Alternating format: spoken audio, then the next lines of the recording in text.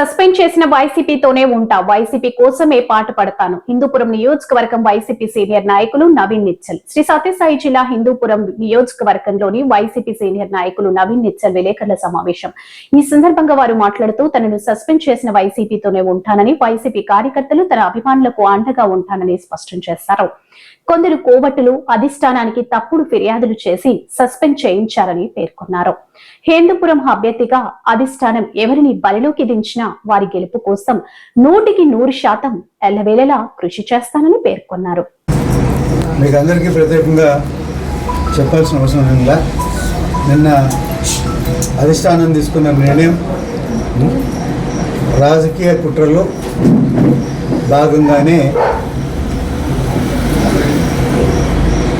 ఆ నిర్ణయం బయటకు వచ్చింది. నా పైన కొందరు పనిగట్టుకొని అధిష్టానానికి ఫిర్యాదులు చేస్తూ పోతూ వచ్చినారు. 2024 ఎలక్షన్ ముందు కూడా ఫ్లెక్సీల విషయంలో మీకు అందరికీ మీరందరూ కూడా చాలా పాతోళ్ళు ఈ వృత్తిలో, మీ వృత్తిలో.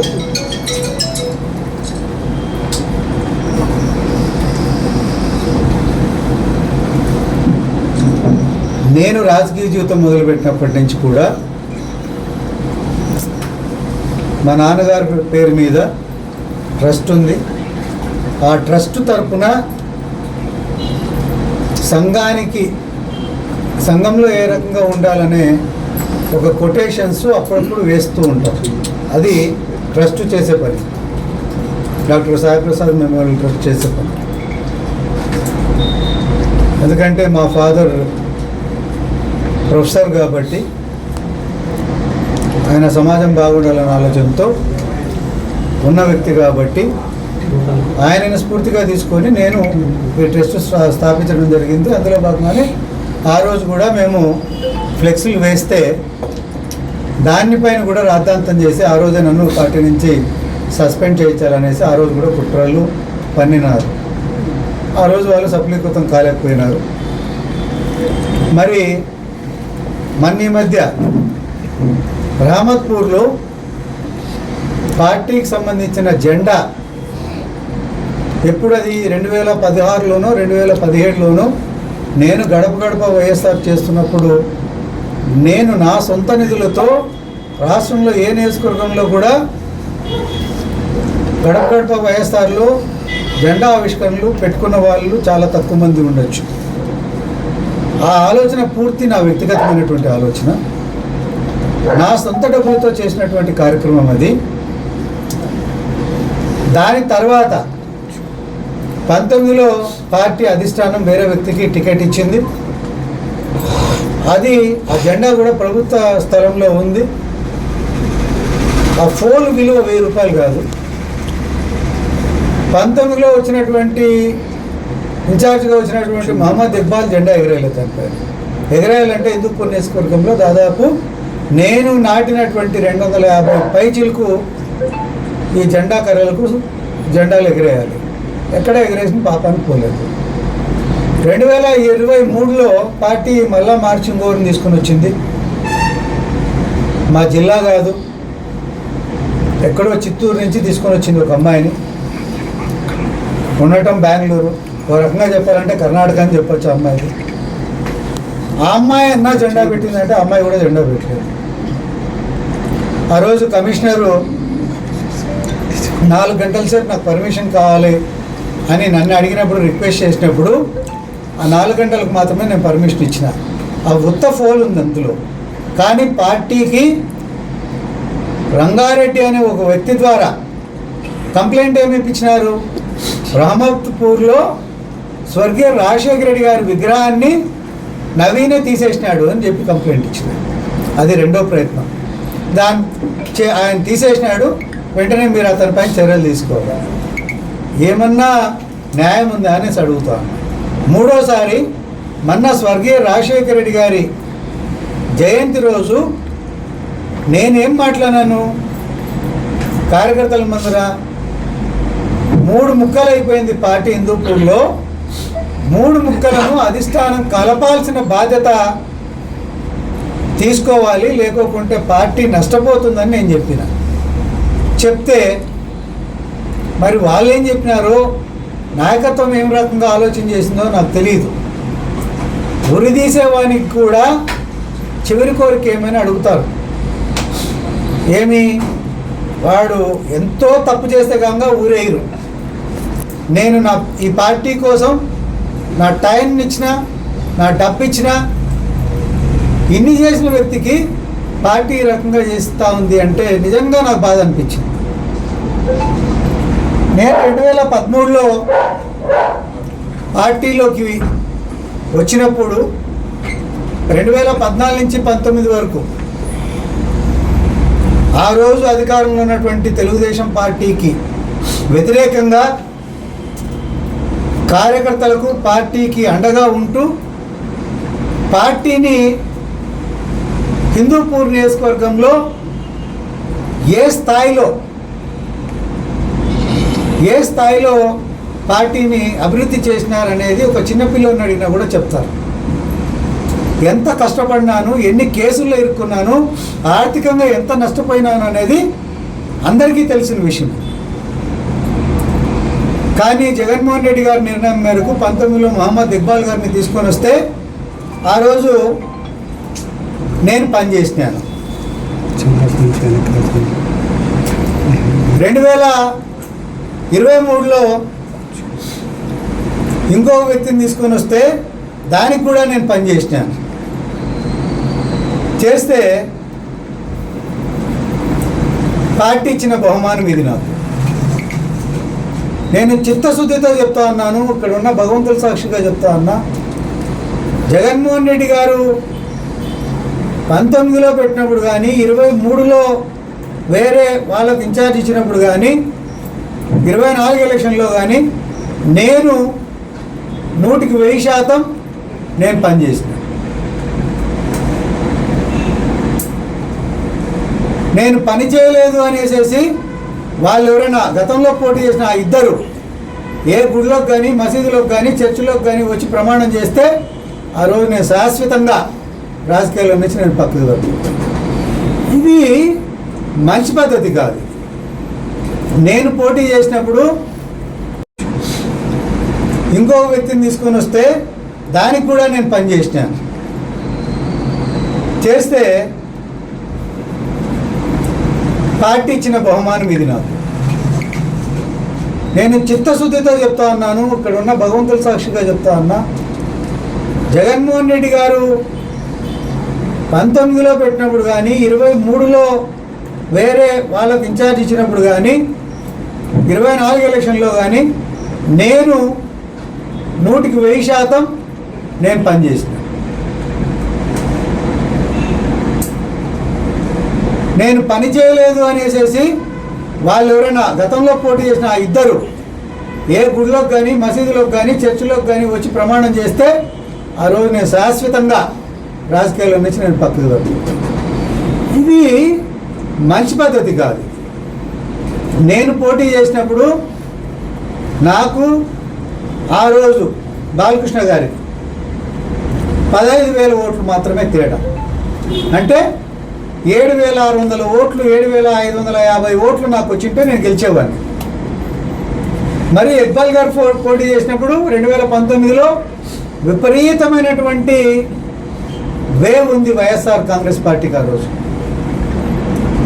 ఆ రోజు బ్రహ్మాండమైన మెజార్టీతో అందరూ గెలిచినారు. మరి అటువంటప్పుడు కూడా ఇక్బాల్ దాదాపు నాకు తెలిసి ఒక ఈవీఎం ఓపెన్ కాలే శనివారంది, అయినా కూడా ఆయన 20,000 చిల్లర ఓట్లతో ఆయన ఓడిపోయినారు. మొన్న జరిగిన ఎలక్షన్లో, అంటే నేను ఎందుకు ఇవన్నీ మీకు ఉదాహరణలు చెప్తానంటే, ఒక సిట్టింగ్ ఎమ్మెల్యే పైన తర్వాత వచ్చే ఎలక్షన్లో ఖచ్చితంగా 100% ఏ ప్రాంతంలో అయినా కానీ, ఎక్కడైనా కానీ నెగిటివ్ అనేది గ్యారంటీ ఉండే ఉంటుంది. అది రాజకీయాల్లో సర్వసాధారణం. కానీ హిందూపూర్ నియోజకవర్గానికి వచ్చేటప్పటికి దానికి భిన్నమైనటువంటి పరిస్థితి వస్తుంది. ఎందుకు వస్తుంది అని అంటే, పార్టీ సరైన నిర్ణయాలు తీసుకోలేకపోవడం వల్ల ఈ పరిస్థితి ఏర్పడతాం. 38,000 చిల్లర ఓట్లతో ఆ పాప దీపిక ఓడిపోయింది.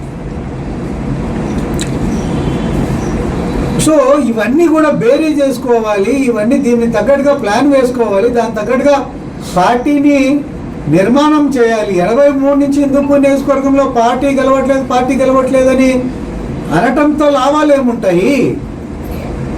14 నుంచి 14లో నాకు అవకాశం ఇచ్చినారు, 19లో అవకాశం ఇచ్చినట్టే 100% గెలిచిండేవాడిని.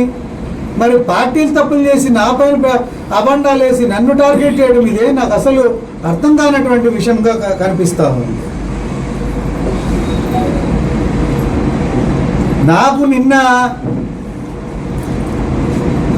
వాళ్ళు నన్ను సస్పెండ్ చేయటంలో వాళ్ళు చాలా కుట్రతో ఫస్ట్ నుంచి వాళ్ళు డే 1 నుంచి కూడా వాళ్ళు ఇక్కడికి వచ్చినప్పటి నుంచి కూడా ఒక కుట్రతోనే ముందుకెళ్తున్నారు. 29లో 100% నవీన్ టికెట్ వస్తుంది, దాన్ని ఇప్పటి నుంచే మనం కొట్టాలి, ఇబ్బంది పెట్టాలి, ఒకసారి కొట్టేసేస్తే పంచాయతీ పోతుంది అనే ఆలోచనతో వాళ్ళు ఈ కుట్రతోనే పనిచేసినారు. దానికి కొంతమంది తోడైనారు పెద్దోళ్ళు, వాళ్ళ పేర్లు నేను చెప్పదలుచుకోలేదు. నేను ఒకటే మీకు అందరికీ నేను చెప్తా ఉన్నా, నా బలం ఏంది హిందూపూర్ నియోజకవర్గంలో అనేది అందరికీ తెలిసిందే. నేను దాన్ని ప్రత్యేకంగా చెప్పదలుచుకోలేదు. అయినా కూడా ఈ రకంగా జరుగుతుంది అంటే ఇంకేం చెప్పాలో నాకు తెలియట్లే. తర్వాత కార్యకర్తకు కష్టం వస్తే హిందూపూర్ నియోజకవర్గంలో నిలబడే నాయకుడు ఎవరు ఉన్నారు అనేది కూడా చాలా స్పష్టమైనటువంటి విషయం. నవీన్ నిశ్చల్ తప్ప వేరే వాళ్ళు నిలబడరు అనేది అందరికీ తెలిసిన విషయమే. నేను ముందుకు కూడా ఒకటే చెప్తాను, ఈరోజు పార్టీ నిర్ణయం తీసుకుంది. నేను ఈరోజు కాకపోతే రేపు పార్టీ నిజాలు తెలుసుకుంటుంది. 3 నెలలకో 6 నెలలకో ఎవరైతే ఈరోజు సంఘాలు గుద్దుకోవచ్చు, రేపు కూడా గుద్దుకోవచ్చు. లోకల్ బాడీ ఎలక్షన్స్ టైంకు ఇన్ని రోజులు ఏం చెప్తా ఉన్నారు, ఎందుకు మరి పార్టీ కార్యక్రమాలు చేయట్లేదు అనేసి అధిష్టానం అడిగినప్పుడంతా నవీన్ నిశ్చల్ మాకు ఇబ్బంది పెడుతున్నాడు, నవీన్ నిశ్చల్ వల్ల మేము ఏం కార్యక్రమం చేయట్లేదు. సో ఈరోజు పార్టీ అధిష్టానానికి కూడా ఈ రకంగా చేయడం నాకు ఒక రకంగా మంచిదే అనిపించింది. ఎందుకంటే వాళ్ళ సత్తా తెలుసుకోవడానికి పార్టీకి ఈరోజు క్లియర్ బోర్డు కనిపిస్తారు. రేపొద్దునే వాళ్ళు పార్టీ కార్యక్రమాల్లో 100% ఫెయిల్ అవుతారు. ఫెయిల్ అయినప్పుడు నా బలం ఏంది అనేది, నా అవసరం ఏంది అనేది పార్టీకి ఆ రోజు గుర్తుకొస్తుంది. నేను ఇంతకు ముందే చెప్పిన, పార్టీ నన్ను సస్పెండ్ చేయడం వల్ల నాకు వచ్చిన నష్టం ఏం లేదు. నాకు ఇది ఒక రకంగా రాజకీయంగా గతంలో కూడా మీకు అందరికీ గుర్తుండే ఉంటుంది, చాలామంది సీనియర్లకు. కాంగ్రెస్ పార్టీ గతంలో కూడా నా పార్టీని సస్పెండ్ చేసింది. ఏమైంది, 2009లో నన్ను సస్పెండ్ చేసింది పార్టీ, 2014లో నేను పోటీ చేసిన. ఇప్పుడు పార్టీ మళ్ళీ 25లో నన్ను సస్పెండ్ చేసింది, 29లో నేను పోటీ చేస్తాను. ఇదే జరుగుతుంది ఇది. సో నాకు వచ్చిన ఇబ్బంది ఏం లేదు. 2013లో నేను పార్టీలోకి రాకముందు వైఎస్ఆర్ కాంగ్రెస్ పార్టీ పరిస్థితి ఏమి అనేది మీరందరూ కూడా ఆలోచించండి. నేను పార్టీలోకి వచ్చిన తర్వాత వైఎస్ఆర్ పార్టీ పరిస్థితి ఎట్లా వచ్చింది, ఎంత బలం పెరిగింది అనేది కూడా మీరు అందరూ కూడా ఆలోచన చేస్తే మీకే నిజాలు అర్థమవుతాయి. మరీ ఈ చిల్లర రాజకీయాలు చేసుకుంటా పోతా ఉన్నారు వీళ్ళు.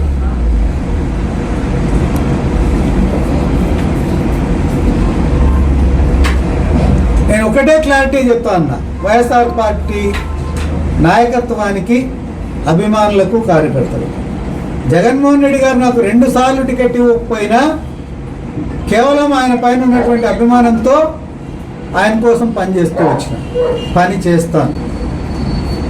దాంట్లో ఎక్కడా తేడాలు, నన్ను సస్పెండ్ చేసేసినారు, నేను ఇంకో పార్టీ వైపు చూసే పరిస్థితి లేదు.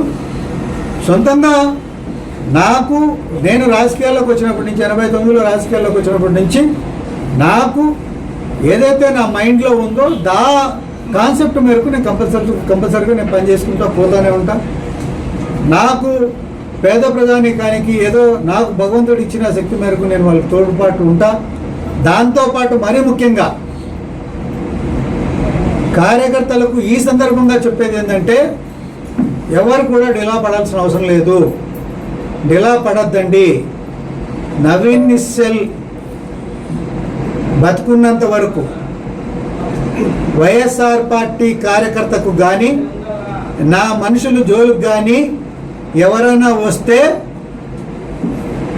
వాళ్ళని ఏం చేయాలనేది నాకు బాగా తెలుసు. 100% చేస్తా. నా వాళ్ళ కోసం నిలబడతా, నా వాళ్ళ కోసం ఉంటా, నా వాళ్ళ ప్రతి ఒక్క పనిలోనూ ప్రతి ఒక్క కష్టంలోనూ వాళ్ళకు తోడుగా ఉంటా.